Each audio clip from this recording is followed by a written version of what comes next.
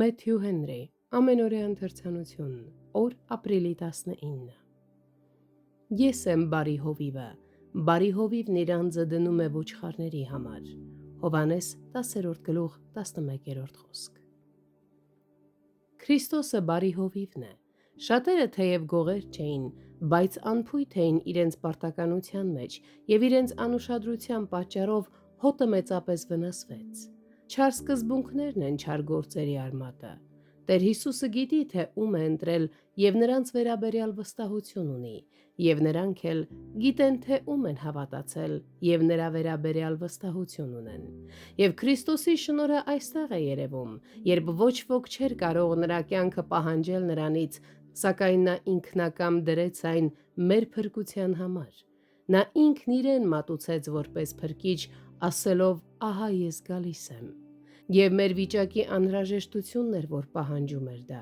Ուստի նա ինքն իրեն մատուցեց որպես զոհ։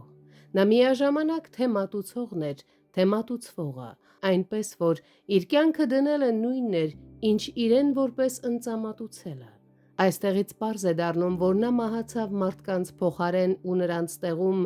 նրանց մեղքի պատժից ազատելու համար, նրանց մեղքերի թողությունը վճարելու համար, և որպեսզի հենց իր մահը այդ թողության հիմքն ու պատճառը լինի։ Մեր Տերը իր կյանքը չդրեց իր ուսմունքի համար, այլ իր հոտի համար։ Քրիստոսի ուշադրությունը, որը նա ցուցաբերում էր աղքատ հեթանոսների նկատմամբ, երբեմն վկայում էր Իսրայելի տան կորած ոչխարների նկատմամբ նրա հատուկ հոգատարության մասին։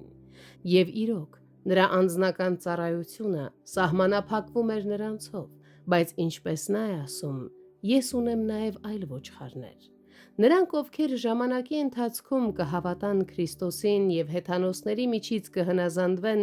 այստեղ կոչվում են այլ ոչխարներ, և ասվում է, որ պատկանում են նրան, չնայած նրանք դեռ չեն կանչվել, և նրանցից շատերը դեռ չէին ծնվել, սակայն նրանք ընտրված էին Աստծուց և հավիտենական սիրո խորհրդում